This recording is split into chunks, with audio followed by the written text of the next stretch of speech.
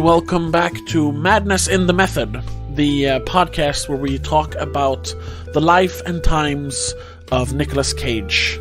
And we try to figure out why he is the way he is. Going from Valley Girl up to whatever movie he makes next week. And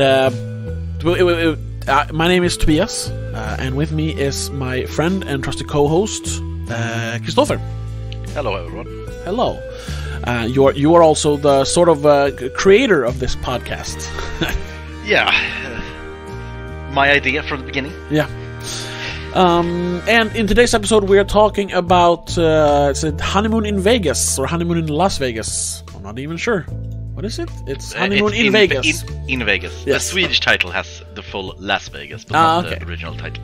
Yeah.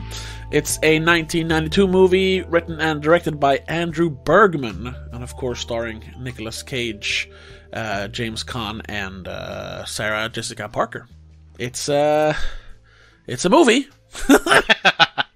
Yeah, I mean, it is a pretty much standard early 90s, late 80s movie, comedy movie. Yeah, romantic comedy. Yeah. Yeah. It's a story about Jack, a private investigator who was told by his mother on her deathbed to never get married because it'll ruin your life. So he has been avoiding it his entire life up until he meets Sarah Jessica Parker, and they after some years decide we should get married. Yeah. So they because it is he wants to get married, but he has this complex. Oh, right. The dying words of his mother. So yes. They talk a lot about he has nightmares about it. Oh yeah. So in the beginning of the movie, he says to Sarah Jessica Parker, Betsy, as the character is called, that we're gonna get married. Just give me some time. I just need to process it and get through this psychological problem I have about it. But they decide to elope to Vegas to just get it over with, basically. But while they're there, James Caan, a notorious gambler, in a weird twist of fates, falls in love with Betsy, and he cons Nicolas Cage character Jack into betting Betsy in a poker game, basically. Sort of. In a roundabout way. Yes. Yeah. Because Jack, the character, he at the beginning of the movie, we get this feeling that he plays a lot of games, like he plays a lot of games, mostly poker. Yeah. But he seems to have it under control. He doesn't seem to be an addict. No. Just an avid poker player. He likes it. Yeah. Because that was one thing that we almost never see in a movie, where he talks with his the loan shark, whatever it's called, the guy you put the bets on with. The bookie. Bookie, yeah, that's the word. And the bookie says, "Yeah, you owe me $50," and he just gives him $50. Yeah, exactly. It's not that like never happens in a movie. You owe me $4,000. I'm gonna try to get the money. I just need to hit gold for once. No, it's $50. Here you go. Whatever. Yeah. It's not Uncut Gems level. No, definitely not. But yeah, he gets way in over his head, and he gets in a hand he loses $65,000 to Tommy Corman, that James Caan's character is called. And then we find out, and we probably already know it, that it was sort of a setup. Yes, because Tommy Corman he's a notorious gambler. He lives off of gambling, and he's also a bit of a card shark. So he makes sure that Jack loses. First he lets him win, so he has he's got like $20,000 in winnings. Yeah, but then he makes him bet all that $20,000. Plus, takes out a credit for another $45,000 from Tommy Corman. But then, of course, it's set up so that he would lose that hand. Yeah, and to be fair to Jack, in that scene, he did have a straight flush. Yes, he had a straight flush, which is very rare.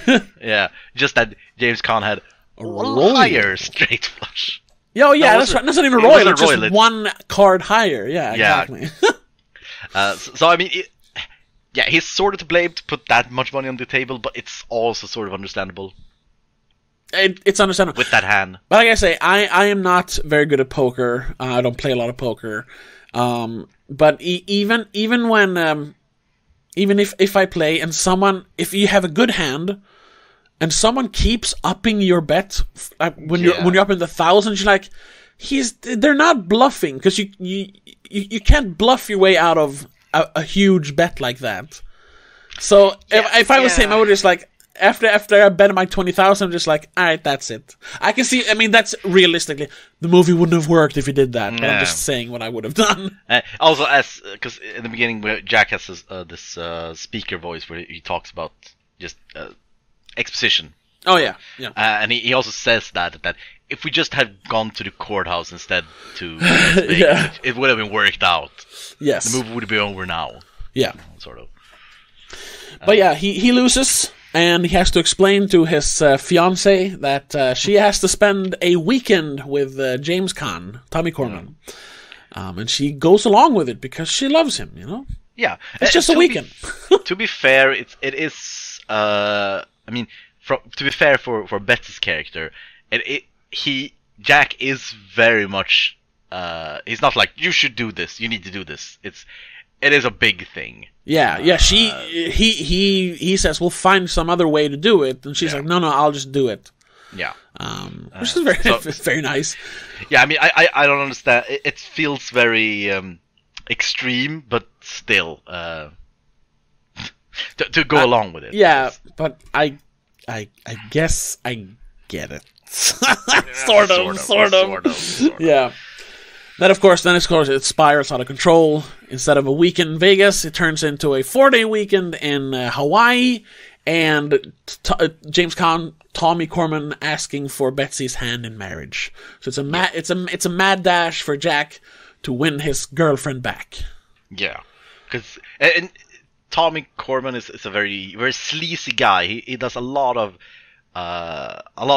weird manipulative tactics to get Betsy on his side. So it's not just that he's a charming rich guy. He is kind of sleazy too. Oh yes, definitely. But then there's a little bit of like hidden depth to it, because he did lose his wife, who he was very very fond of. He lost his wife to skin cancer. So there is a genuine interest in Sarah Jessica Parker's character, because she looks just like his deceased wife.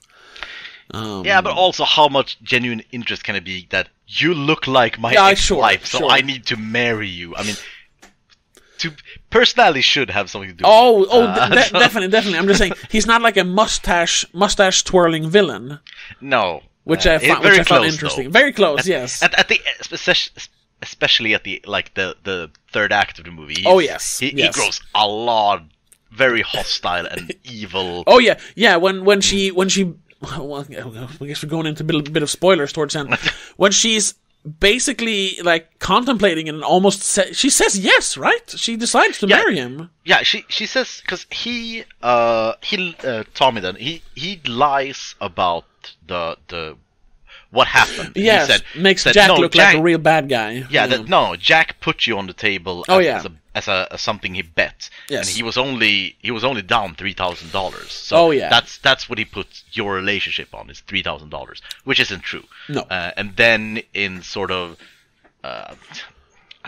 like a revenge sort of things, spur the moment spite, she says yes to his proposal. Yeah. Tommy Corman's proposal. But then when it actually starts happening, she gets cold feet and says, "Well, it was a bad idea." Yeah, and then it's a classic. Like he thinks he's won, so now he shows his true colors, and he's just an asshole. Starts hitting her and being super threatening. Yeah, and it's like, what the fuck? Yeah, because it's like just when they're about to go to the chapel, I think it is. Yeah, and she says, "No, let's not do this. Give it a month. I need a month to just get to know you better." Yeah. And he's like, "No, you made a promise, and no one breaks a promise to Tommy Corman." Yeah. And you're like, oh, there you are. Yeah. At the same time, Jack is flying over Vegas in an Elvis suit, light up Elvis suit, about to skydive into Vegas. Yeah, it is this. That's one of the, I don't know. It's a good thing, but also a bad thing, because this movie is it's sort of split in two parts, where the Tommy and Betsy love story, or whatever you call it. Yeah. That part, we see that in isolation, and then we also see Jack trying to get to them and stop this thing. Yeah, yes. But they never really meet for like almost the entire movie. No. Because Jack is always just late, or gets into trouble with something. So we have this, I don't know what it's called, these kind of movies where like there's almost two parallel stories going on. Yeah, but I was thinking this sort of Forrest Gump-esque person who just happens into weird situations and comedy ensues. It's not as extreme in that one. No, but yeah, there's similarities. That's genre movies. Yes. Also this the Swedish movie, the what is it called? Skenbart? No, the 100-year-old. Oh yeah, the 100-year-old who walked out, jumped out a window and walked away or something. I don't remember. Yeah, it has an English title because it came quite big. Oh yeah. But yeah, it's also same vein, and we have this comedy sort of half love thing, and then we have this other movie on the side. Oh yeah. And I think both movies, if we put it like that, is pretty good, but both take away from the other one. Sure, yes. Sometimes it falls kind of flat. And by the way, the title of that movie is literally The 100-Year-Old Man Who Climbed Out the Window and Disappeared. Okay. Yeah, all right, sure. Yeah. Well, now we've gone through the plot. We don't usually do that, but I needed a refreshment, guys. I haven't watched this. We were supposed to record this last Tuesday, but I had to go to the cinema for my other podcast, so I haven't watched this since last Monday.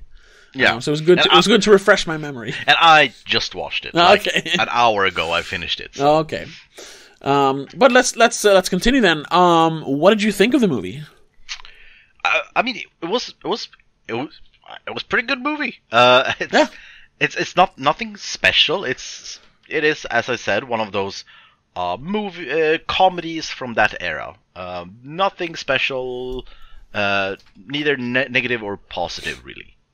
Yeah, I agree. I think.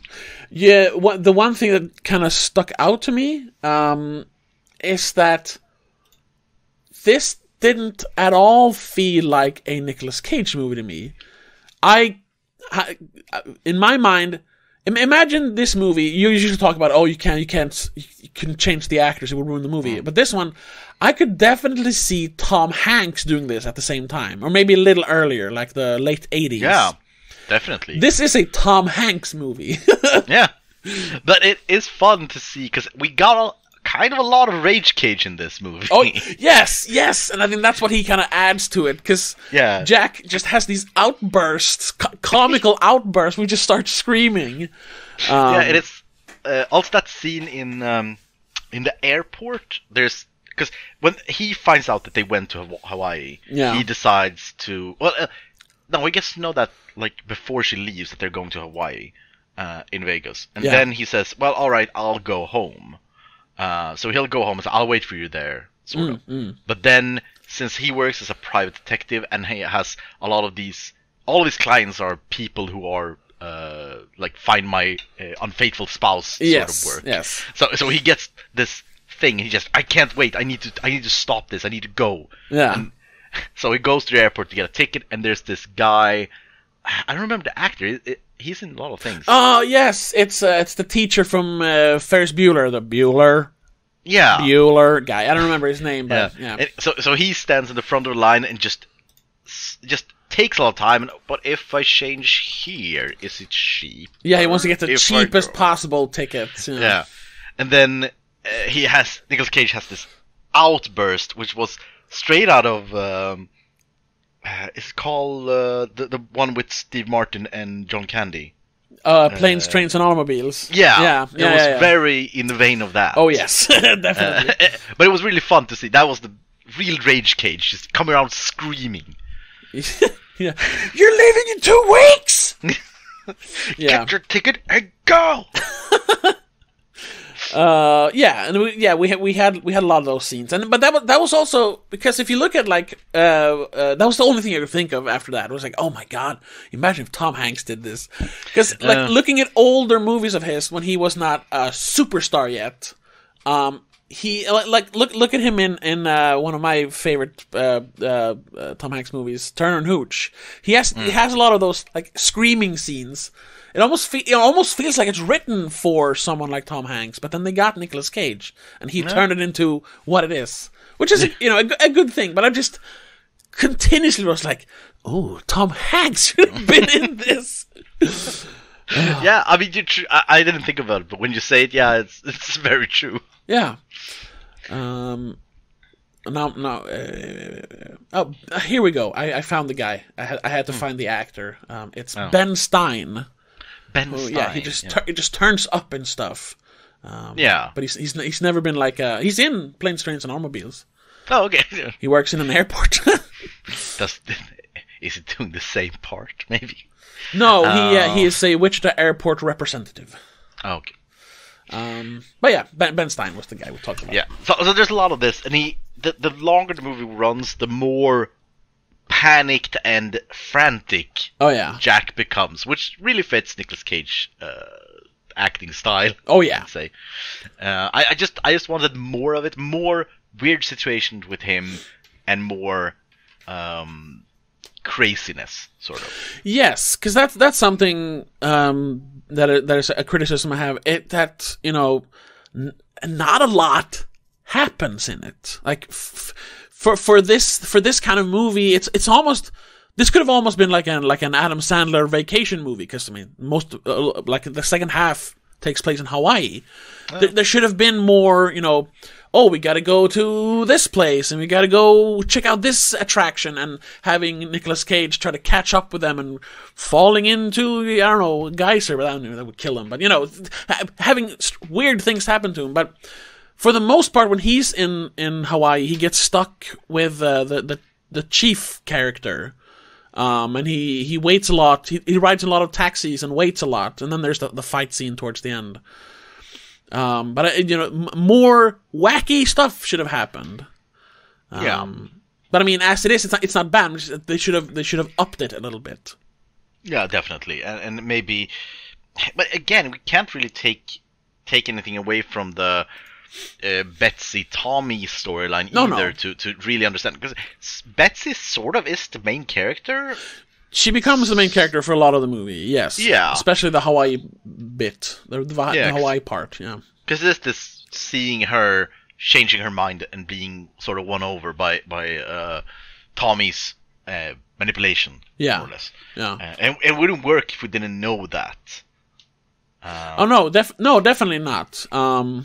It's just, I mean, I would have cut out the whole chief part with whoever that actor is. Pete Boyle. Pete Boyle, thank you. Yeah. I mean, just added something else. Like, have him do more stuff. Because when we finally, it's supposed to be like a build up to when it actually ends with him jumping out of an airplane with a parachute.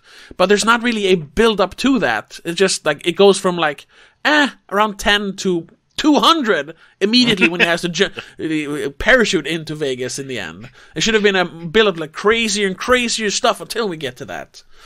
But I mean that's the only real criticism I have, that the structure is a little it could have been structured better, but otherwise I liked it. And also, I don't usually say that, but this movie should have been longer. Yeah, a little longer. Yeah. It's 1:36.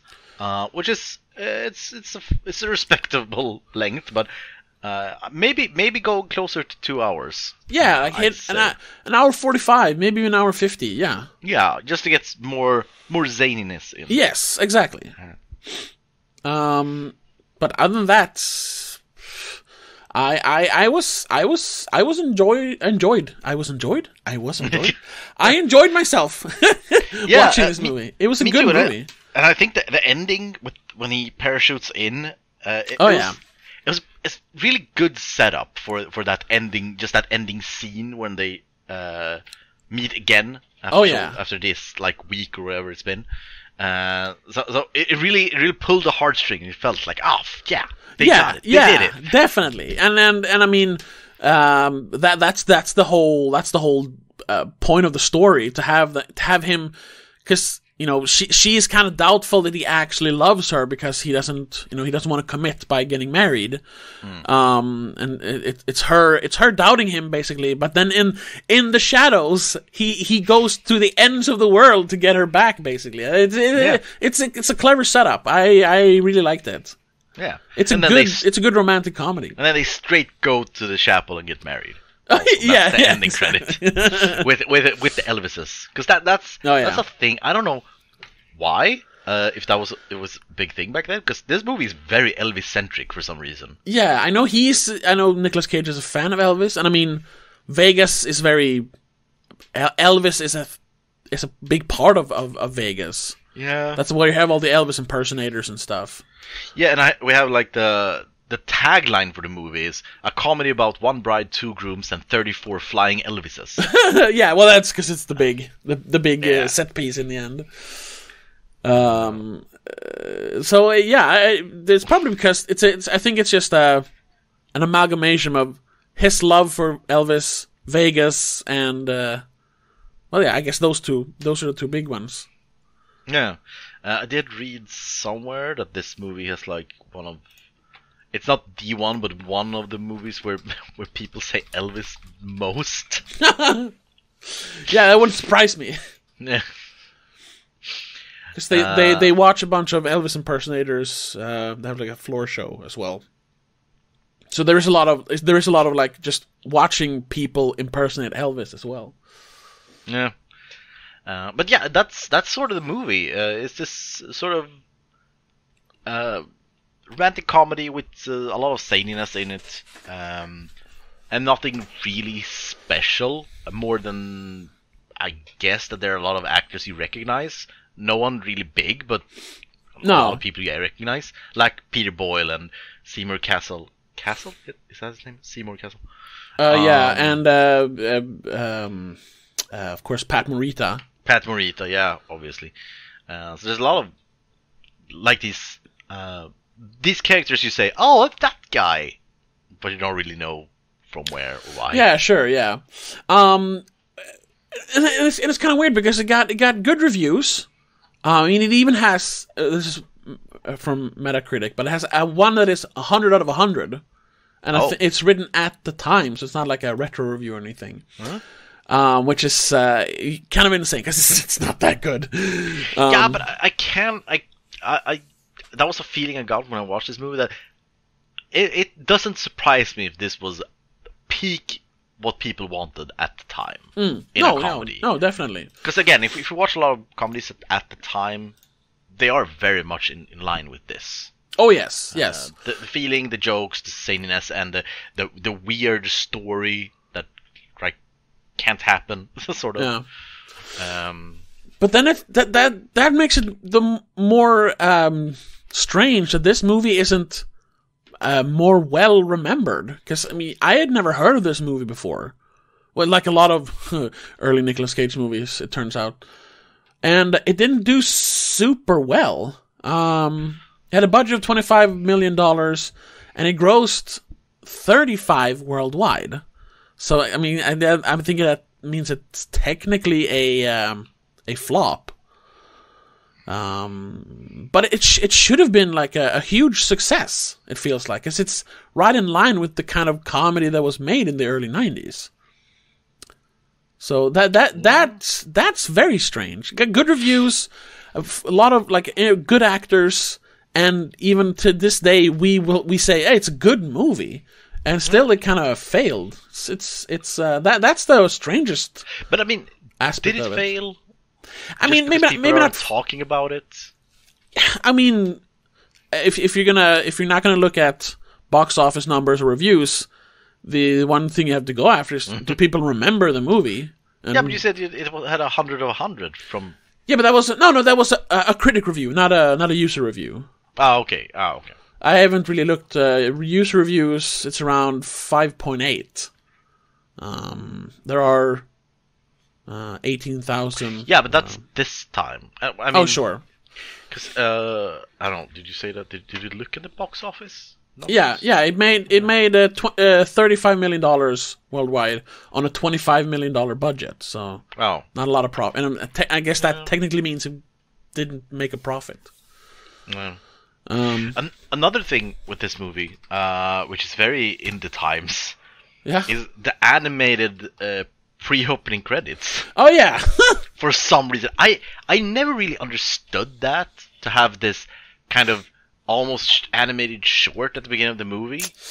Yeah, Because I don't know. it rarely does anything for the movie.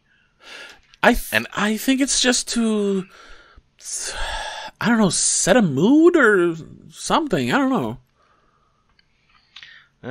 Because I mean, I've seen a lot of these. One of the most famous is the Pink Panther movies. Oh yeah. Yeah. And I mean, you have in similar times, you have Christmas Vacation opens with an animated intro from 1989. So yeah. And I always feel just get on with it. Get to the movie. I'll say that I skipped it because I was watching it because I had stuff to do, so I was like, how much can I short this movie? I skipped that. I just went straight for the movie. But yeah, I saw that it was an animated intro. I was like, okay, whatever.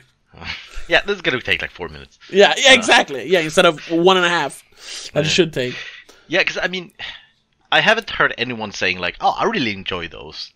No. And it's gotta cost a pretty penny to get that much animated. Yeah, it's professionally animated. That probably took a while to make, just to draw it, you know. Yeah, and animate I it. don't know.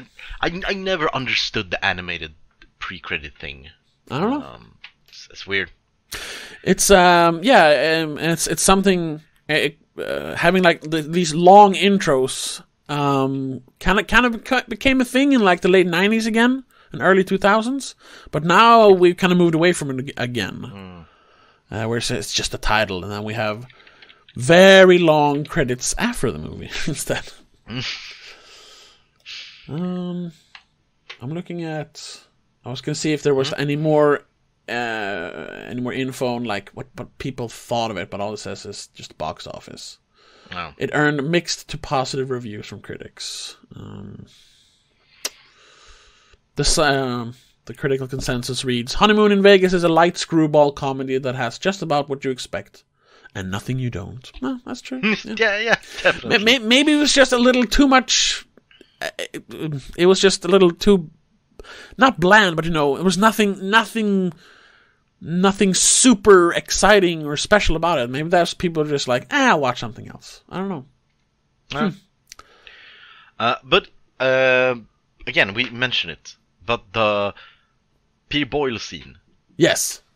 What was that? I don't know. Why was that there? I don't know. That's what I mean. Just cut that out and add a roller coaster or something. I don't know. So for people who I don't know if people will watch this movie. Again, it's kind of forgotten. It's pretty okay. It's sure. But so in the movie, Jack gets to Hawaii to stop this. Yeah. But Tommy sort of pays off a taxi driver he knows to take Jack the wrong way. Yeah, drive him around the island instead of directly to him. Yeah. and the taxi driver is then played by Pat Morita, which was fun to see him in movies. I gotta say, I barely recognized him without the beard. It took a while for me, and then I said, I know that. Wait, is it? Yeah. Is it Miyagi? Is it? Yeah, it is. Yes. But so he takes him to this shack out in the middle of nowhere, where this Peter Boyle is playing this sort of drugged up. What is it called? Theater aficionado, for some reason. Yeah, opera or something. I don't know. And then we just get like a few minutes of them sitting there, and Jack is like, "I need to go," and they're like, "No, wait, hang on." Yeah, that scene is so weird, and I've heard well, the director denies it, but it's supposed to be based on what's his name? Fuck. Apocalypse Now. Oh, Marlon Brando. It's supposed to be based on Marlon Brando, and that they were. Rumors said that he even asked Marlon Brando to be in the movie, and he denied it or declined it. But then the director said in a podcast a few years ago that no, he it's not based on Brando, and we never asked Brando to do it. But it's just like, well, he does act like crazy Marlon Brando towards the end of his life. Because it was one of those scenes. Sometimes you see these scenes in movies where you feel like, yeah, this is supposed to be super funny. Yeah. But I don't get the joke. Yeah, and that's kind of what this scene is. Yeah, it's just... yeah. It just drags the movie down. Yeah, and I think that is definitely the weakest part of the entire movie. That specific scene. Yeah. Yeah, it's like oh, the scene is, take me to Tommy Corman's house. And he's like, okay. And then drives him out to that shack. And he's like, this is where Tommy Corman live? Oh, Tommy Corman. I thought you said Tommy Borman or whatever he says. And that should have been the joke. And maybe the crazy guy steps out of the house, but then they leave. But instead the scene goes on from there. And like, let's hang out here for 5 minutes. It's like, why? The joke is over. Don't hire Peter Boyle in a scene that should have been 1 second long. What is happening here? Yeah, it was very, very strange, and it definitely drags the movie down. And had that scene not been in there, I would have given it a higher praise than I do, because it's weird. Really? Oh yeah. Is that no, it's not that bad, but it's so out of character for the movie. Yeah. That's also that could have worked more if Jack was what was it, closer to them more in the movie. Yeah. But he just got stopped right when he like sort of gonna step into the house. Mm-hmm. But again, no, he's in the wrong sort of state. Yes, most of the time. Yeah. That's also part of it. The pacing in the middle of the movie is off because of those things. Mm. It doesn't feel like he's actually getting close to getting her back until towards the end. The fight scene between him and is it Tommy Corman he's fighting? Yeah, it on is. The sort of golf course. Oh yes, sort of place. That's the first time he's actually like closing in on them instead of being basically chasing them. It's he's just somewhere else on the island doing weird stuff. But what that was also another thing that was kind of weird. It didn't ruin anything. It was just sort of why is the introduction of Tommy's children and grandchildren. Yeah. For like one scene or maybe two scenes. Because when they're on the Hawaii, Tommy's like, yeah, my son is coming and bringing his wife and their child, my grandchild. Mm-hmm. And they're going to meet the whole family. And we're like, okay. But then they never do anything with it. No. You see that they sort of get along, but... They don't become characters. They're just plot devices. Yeah, which feels kind of weird. But they didn't weren't a device for anything. No, it's just to show that he is wholesome. He actually has a family and he has grandchildren. But that is undermined by the end of the movie. Yeah, that's what I mean. Like that's part of him actually kind of seeming to be a somewhat nice guy. He has a nice family and he has grandchildren that he actually loves and stuff. Which adds at least a little bit of depth to him that is then later just ripped. The rug just gets ripped out from under all that build up for the character, and he's like, oh no, yeah, he was just a sleazeball. Because it would have been more interesting if he actually, but again, that maybe didn't work at the time. But if this movie was made now, definitely that Tommy would have been a sympathetic character. He would not have been the evil villain that he became in this movie. Because I think that would have been more interesting, and I think that would have been something that could have been made again today. Betsy is coming to a point of, I need to choose one of these people. That way, yes. Both of them have pros and cons. Sure, yeah, but then none of them could really be the bad guy. The bad guy, I guess, is more the having to choose, I suppose. Yeah, but maybe but here they wanted a villain character, but they also wanted him to be somewhat sympathetic, and that doesn't really work. Yeah, because maybe at this time it was more prevalent that they needed to have a bad guy in a movie. Because I mean, a lot of movies these days, especially romantic movies, they usually stay in a gray area for all characters. Because that's sort of what's fashionable now in movies. Yeah. That everyone is a fleshed out character and has these pros and cons, and it's not, no one is bad. It's just a situation. Oh yeah, definitely. But maybe back in early 90s, late 80s, that wasn't a thing that people wanted. I don't know. You wanted more clear-cut characters. Because again, if we look at another movie around the time, comedy, if we take one of your favorites, Christmas Vacation. Ah, yes. Because that movie also sort of toes the line, but in that movie you could definitely say these are the bad guys. Oh yeah, the neighbors are just there to be messed with. Yeah, and also the cousin. Oh sure, yeah. Sure, he's not meaning to be bad, but he is a bad guy. He's a bad guy in the movie, antagonist. Yes. In the movie. So maybe it was a thing. I don't know. I'm not that well versed in 80s comedies, but or early 90s. Yeah, but then they should have took it a step further, like have him be actually this super sleazy, gross guy, but have him play a nice guy. So he hires actors to be his children and grandchildren. Something like that, and Jack's seeing this and trying to stop it as it's happening, and have him more involved in those situations.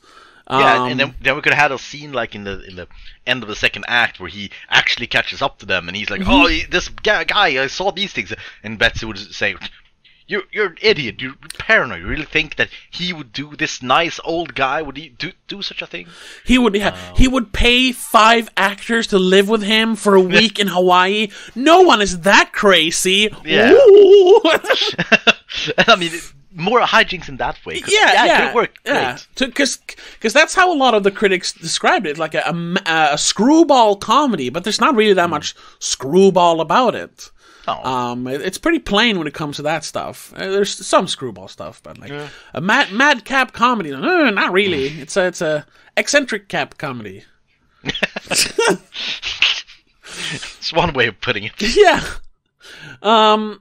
So let's talk a little bit more specifically about Nicolas Cage, since this is his podcast almost. It's our podcast about him, I should say. It's not his podcast.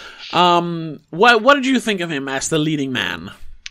It really felt, as you said, that he maybe wasn't in mind when they wrote the role, as because most of the movies we've seen up to this point, it feels like the role is written for him. Yeah. This one was one of the first, maybe Racing Arizona, but I think this is the first one where it feels like he just fell into the role. They had a done script and he was an actor that was there, but he did a good job for it, and again, the Rage Cage mannerisms and the screaming, it really worked for the character, even though he's not this crazy guy actually. Oh sure, yeah, but he made it into a character flaw, basically. Like he helped flesh out the character with his way of acting. Yeah, definitely. And again, if Tom Hanks would have done it, it would have worked also. But I don't know if it worked as good. No, it would have been very different. Yeah, but I mean, for a role like this, they could have just picked someone, a random hot guy, basically. But instead they went with character actor Nicolas Cage. And that's what's so strange about it. But it does work, definitely. And he seems to be enjoying it. To kind of be reined in, but still having those moments to really let go. And just scream and shout. Yeah. But it comes at a strange point in his career, because this is definitely like a mainstream movie, and he'd done a few of those at this point. But it's like this feels almost like the closest to this is like Valley Girl, and he hadn't done a movie like that since Valley Girl. I guess Peggy Sue Got Married. Yeah, in 86, 87 he made similar movies, Racing Arizona. But I mean, the movie before this was Zandalee. Yeah, and Wild at Heart before that. He fits a lot better in this movie than in Zandalee. That's no, sure. yeah. I'm just saying that to like go from Zandalee to a romantic comedy called Honeymoon in Vegas. What? Yeah. It's interesting. We've talked about it a lot so far, and I think we're going to keep talking about it. But it is interesting, his choice of movies and his range in those movies. Oh, yeah. He really goes from far left to far right, and just trying everything in the spectrum to see what fits, but still do Nicolas Cage acting. I don't know. Yeah. Well, has there been any movie where he was just like strictly not Nicolas Cage? Well, Firebirds. There's like one scene. Well, yeah. But that's the closest you get to him like not fitting at all. Yeah. But otherwise, I think that's again, it's a big strength he has, and if you've seen these movies that we've seen, imagine if we don't know the legacy of Nicolas Cage. We've only seen like the top movies of these 15 we've seen so far. So sort of Valley Girl. Maybe Birdie, Peggy Sue Got Married, Racing Arizona, Moonstruck, and this. Yeah. You would definitely feel like, this is a solid actor, has good grasp on characters, and he knows what he's doing. Oh yeah. Then we know that he goes a little unhinged later on. Yeah. But again, it's impressive. It's very impressive, I'd say. Oh yes, and the fact that he can do the three movies he made here. First, he made a David Lynch movie, and after that, he made a erotic drama, and then follows it up by a romantic comedy, and he is consistently good in all of them. Yeah, and next week he's gonna do I think it's a buddy cop movie. Yeah, sort of like a buddy cop movie. Amos and Andrew. I haven't seen it, but no, but it looks like one. Looking at the what is it? The poster of it. Yeah, it's Samuel L. Jackson, right? Yeah, Samuel L. Jackson and Nicolas Cage. Yeah, that sounds very interesting. I want to see that. Yeah. I mean, I don't know how good the movie's going to be, but that casting, it doesn't even have. And I'm just looking at Amos and Andrew. It doesn't even have a Metascore. Once again, is that going to be one of this movie that no one remembers and it's going to be impossible to find? I don't know. That is probably the weirdest thing. How many of his early movies are like that shouldn't be obscure are obscure. Like, why can't you find Honeymoon in Vegas in every DVD bargain bin?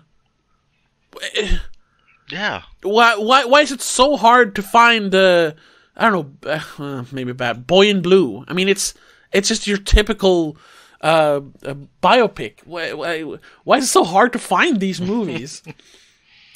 Firebird. It should have been one of those like B action movies that became popular on VHS, but it's nowhere to be found. Yep. It's so strange. That's probably the strangest aspect of his early career. Yeah, that it's sort of completely forgotten. Yeah, it's so strange.